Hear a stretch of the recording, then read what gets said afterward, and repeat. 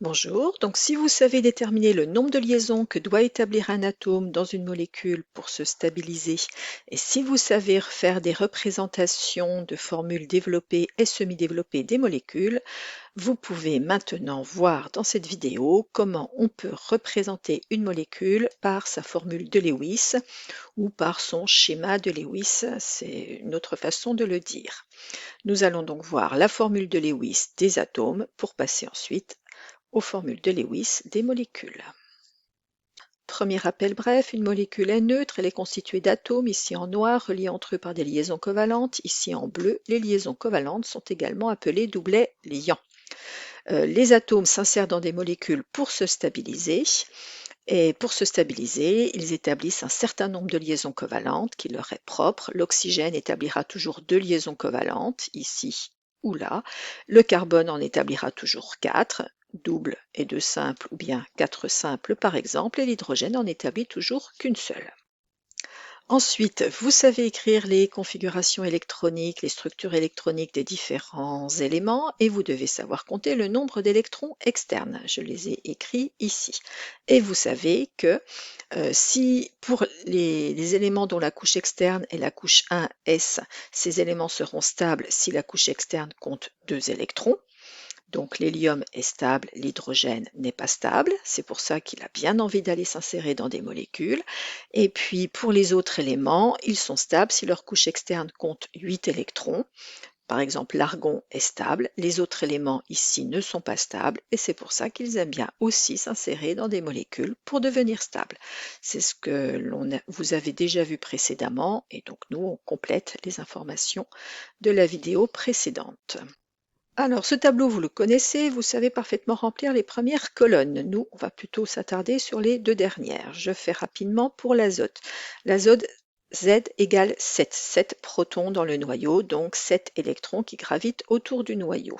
Ces 7 électrons sont répartis selon la configuration électronique. Ici, on comptabilise 5 électrons sur la couche externe que je peux représenter ici. 5 électrons, pas 8. Donc, l'azote n'est pas stable. Il a bien envie d'aller récupérer 3 électrons. Et pour récupérer les 3 électrons qui sont ici, qu'on imagine appartenir à d'autres atomes, l'azote va donc établir 3 liaisons covalentes. Donc autant de liaisons covalentes que d'électrons à récupérer pour avoir cette structure en octet. 8 électrons au total.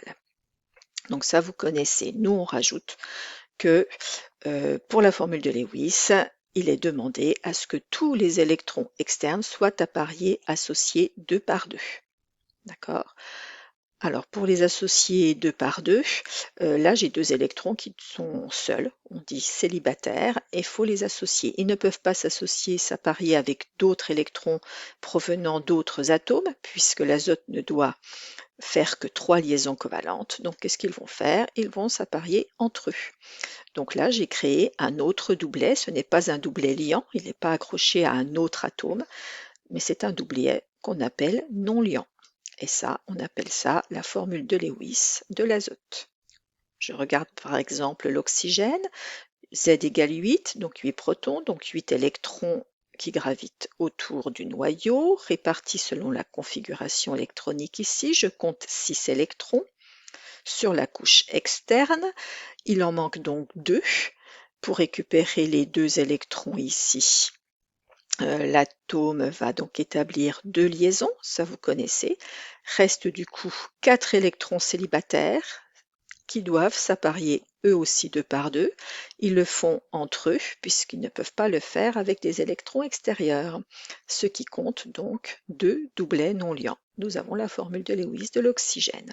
Faites pause, essayez de faire les formules de Lewis des autres atomes et reprenez. Alors, pour le chlore, vous devez donc établir une liaison. Ça laisse donc 6 électrons célibataires qui, en se mettant 2 par 2, formeront 3 doublets non liants. Pour le carbone, il y a 4 électrons couche externe. Chaque électron va récupérer un électron extérieur. Donc établit donc 4 liaisons, aucun électron célibataire, donc 0 doublet non liant pour le carbone. Pour l'hydrogène, il établit une liaison covalente. il ne lui reste aucun électron célibataire, donc aucun doublet non liant. Donc voilà. Donc vous notez bien que la colonne qui est ici représente les formules de Lewis d'un atome dans son état le plus stable. On verra ultérieurement que parfois les atomes ne sont pas dans leur état le plus stable. Il y a des formules de Lewis qui ne correspondent pas aux états les plus stables. Mais ça, c'est pour plus tard. Donc ça, vous pouvez le retenir. C'est bien de le retenir par cœur, ces formules de Lewis, mais c'est bien aussi de savoir les retrouver. Il faut les deux. D'accord? Donc en général, c'est comme ça qu'on l'écrit, hein. Vous ne mettez pas les petits points et puis les traits de couleur, c'est inutile. C'est comme ça qu'il faut les écrire. Donc pour l'instant, j'ai représenté les formules développées pour différentes molécules. Chaque liaison, chaque trait ici représente l'association, l'appariement de deux électrons. Et donc les deux électrons qui sont à chaque extrémité appartiennent aux deux atomes. Donc ces deux électrons appartiennent à la fois au carbone et ils appartiennent également à l'oxygène. Mais cette représentation-là ne montre que les électrons engagés dans des liaisons. Pour écrire une formule de Lewis, il faut montrer tous les électrons qu'il y a en couche externe autour de chaque atome. Donc pour cela, il faut se baser sur le tableau avant et rajouter tous les doublets non liants. On a vu que l'oxygène devait établir deux liaisons covalentes et avait deux doublets non liants. En rajoutant ces deux traits-là qui symbolisent les deux doublets non liants, j'ai écrit ici la formule de Lewis de la molécule qui est ici. Chaque doublet non liant représente en fait l'appariement de deux électrons. Donc là, on compte bien 1, 2, 3, 4, 5, 6, et les deux là, 7, 8. L'oxygène a bien ses 8 électrons sur la couche externe. Le carbone possède bien 1, 2, 3, 4, mais aussi 5, 6, 7, 8 électrons. Donc le fait de rajouter ici les doublets non liants, ça permet de voir très rapidement si l'atome est bien dans son état stable ou pas. Puisque l'atome doit posséder 8 électrons, et comme ils sont tous associés deux par deux, en comptant autour de l'élément de l'atome 4 doublets, 4 doublets, ça veut bien dire 8 électrons. Donc là, je compte bien 1, 2, 3, 4 doublets. Je sais que l'oxygène a bien 8 électrons sur sa couche externe. Pareil pour le carbone. D'accord? Bon, on se souvient que l'hydrogène, c'est un cas à part. Lui, pour être stable, doit compter 2 électrons. Donc il faut qu'il ait autour de lui qu'une seule liaison. Voilà.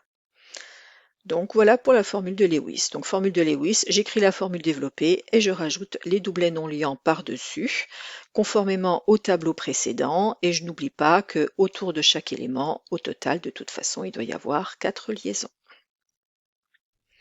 Alors, pour voir si vous avez compris, voici l'exercice 1 sur lequel vous allez commencer par réfléchir. Donc j'ai donné deux formules développées, vous les transformez en formules de Lewis. Allez, pause et vous reprenez. Alors, première chose, je vérifie quand même que les formules qu'on m'a proposées développées sont justes. Donc, je vérifie que l'oxygène a à chaque fois deux liaisons covalentes, c'est le cas, que le carbone a bien 4 liaisons covalentes et que l'hydrogène en a qu'une seule, et que l'azote en a 3, donc il en a bien 3, une ici, et puis une liaison covalente avec chaque hydrogène. Ça en fait bien 3, le chlore en a une, donc tout est conforme avec ce que j'avais appris précédemment. Pour passer en formule de Lewis, il faut rajouter les doublets non liants, donc autant de doublets que nécessaire pour compléter à 4 doublets au total. Donc l'oxygène a ses deux liaisons covalentes, il lui manque 2 doublets pour avoir au total 4 doublets, autrement dit 8 électrons. Les deux doublets de l'oxygène, je les ai rajoutés ici par exemple. L'azote, vous avez vu qu'il fallait on lui rajoute un doublet non liant pour représenter les deux électrons qui ne se voyaient pas par les liaisons covalentes. Donc il y a 1, 2, 3 liaisons covalentes, ça fait 6 électrons, plus le doublet non liant.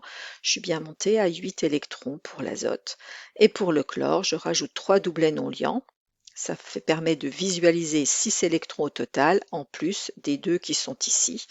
Donc ça fait bien aussi 8 électrons au total pour le chlore. Exercice numéro 2. Un peu plus compliqué, cherchez les formules de Lewis des molécules dont les formules brutes sont ici. Allez, je vous laisse chercher, pause et vous reprenez. Alors, comment associer un carbone, 5 hydrogènes, un azote? Alors là, il faut chercher. Bon. Alors, l'une des possibilités, et c'est la seule, la voici. Donc, le carbone s'associe à 3 hydrogènes et à l'azote. Ça lui fait bien 4 liaisons covalentes. L'azote, je peux l'associer à 2 hydrogènes et donc au carbone. Ça lui fait ces 3 liaisons covalentes. Et j'oublie pas le doublet non liant sur l'azote.